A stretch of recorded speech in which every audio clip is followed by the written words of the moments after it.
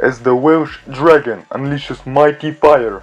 We, on the other hand, clash at the castle. For WWE, it's the third stadium event in the United Kingdom in 30 years. It's like WrestleMania of UK edition. For example, its attendance is 62,296. This is as big as we even finally got a warm-up match on the kickoff.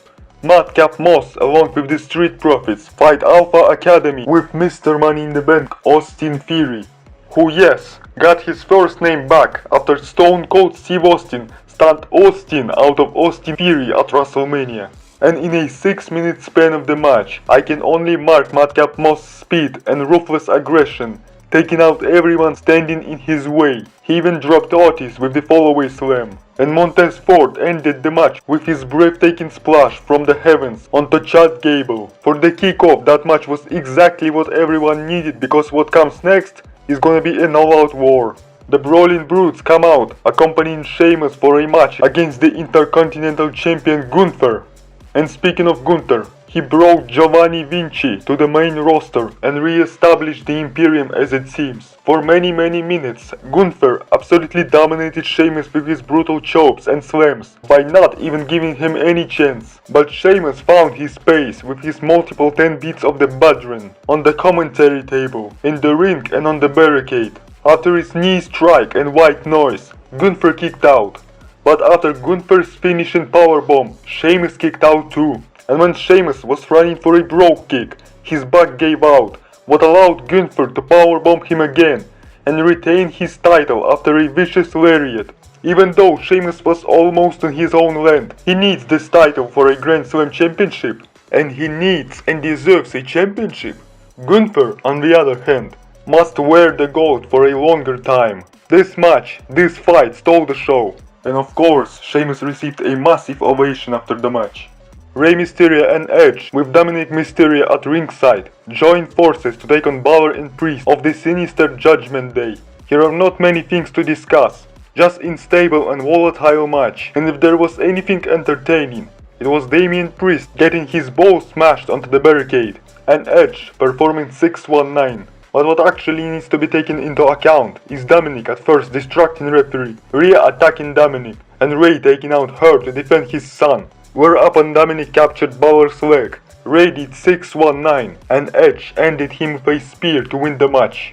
And this all was just a beginning, as then, during celebration, Dominic did not want to celebrate at all, and decided to finally pull the trigger and hit first Edge with a low blow, and then, in a matter of moments, attack his father Rey, by of course turning heel in the process, much to the delight of the Judgment Day.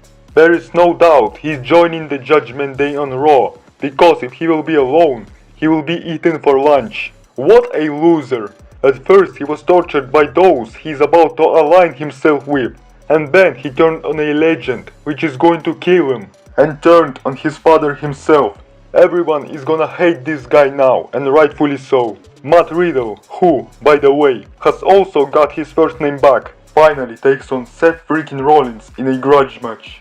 Rollins, by the way, appeared as a red demon, which is opposite to the red dragon. Quite smart. The entire booking of this match was based on Matt Riddle being furious, aggressive, while Rollins being very accurate, smart, and just visionary like he is, trying to get in Riddle's head by reminding him about his divorce, and taking advantage by using his mind games experience. Technical part of the match was also great. They didn't forget anything, and it was fast moving. And one fatal moment for Riddle came when he tried to attack Seth Rollins with a steel chair outside the ring. But he missed, and while getting back into the ring, he received a curb stomp, and Rollins made sure it's over by delivering one more curb stomp from the second rope.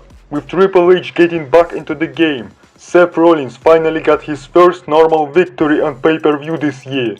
Nice! Thank you!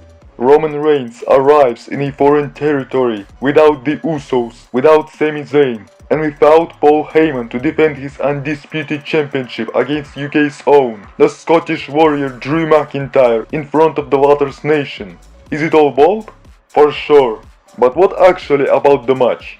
All the way after the bell rang, they were just standing in front of one another, looking at each other, trying to read each other, listening to the loud crowd chanting Drew McIntyre's name in football style. And when, after 1,000,000 years, they started wrestling, it was still extremely slow and boring. Just remember their matches with Lesnar, how speedy those matches were, and try to compare them to this match, and you will see a gigantic difference. But to put it aside, Drew had dominated until Karrion Kross threw a plastic bottle into him. He really flew from United States all the way to Cardiff, Wales to just throw a bottle into McIntyre. What a genius! And that was where Reigns took control, which he needed after being overwhelmed by McIntyre himself, by the British crowd, and by the fact that he doesn't have Paul Heyman who can calm him down. During the match, Roman Reigns even took the microphone and asked everyone to acknowledge him. Drew McIntyre survived spear, guillotine and another spear. McIntyre claymored Roman and knocked out referee Charles Robinson in the process. Austin Fury's music started playing and he ran down to the ring for a cash-in attempt. But how do you cash in when there is a full crowd of your enemies? I tell how. You don't, because you get knocked out by Tyson Fury. Then, by the way, Roman Reigns received one more Claymore, and after a slow count he barely kicked out. And Drew managed to spear Roman and deliver a third game-changing Claymore to pin Roman Reigns. To pin Roman Reigns for the 2 count, and for referee to get dragged out from the ring by someone who turned out to be the Usos' younger brother Solo Sikoa from NXT. And after Drew switched his focus onto Sikoa, Roman speared him to stay the Eternal Champion. Don't expect him to drop his titles until WrestleMania 39. Be prepared for this long stale championship run.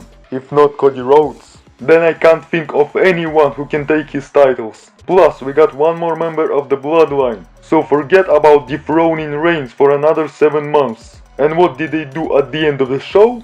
Right, they sent Tyson Fury to sing a song with Drew McIntyre to make them all forget what happened, to send them home happy. But I think it's very unlikely.